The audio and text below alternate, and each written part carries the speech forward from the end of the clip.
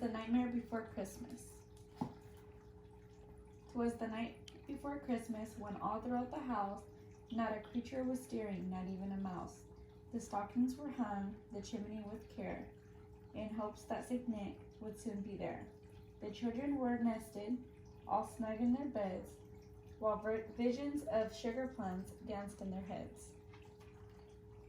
And Mama in her kerchief, and I in my cap, had just settled our brains for a long winter nap. Went out on the lawn, there arose such a clatter, I sprang from my bed to see what's the matter. Away to the window I flew like a flash, torn open the shutters and threw up the sash. The moon on the breast of the new fallen snow gave a luster of midday to objects below. When what to my wondering eyes did appear, but a miniature sleigh and 8 tiny reindeer, with a little old driver, so lively and quick, I knew in a moment it must be Saint Nick. More rapid than eagles, his coursers they came, and he whistled and shouted and called them by name.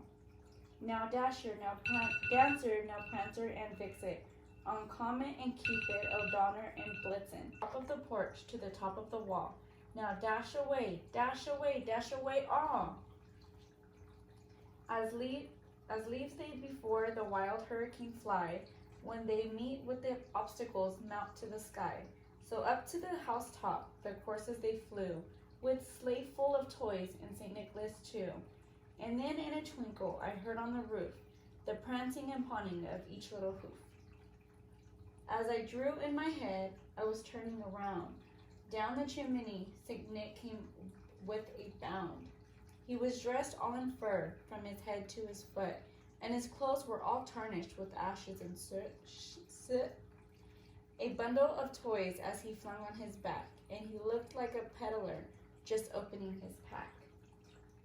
His eyes, how they twinkled, his dimples how merry. His cheeks were like roses, and his nose like a cherry. His droll little mouth was drawn up like a bow, and the beard on his chin was as white as the snow. The stump of a pipe he held tight in his teeth, and the smoke encircled his head like a wreath.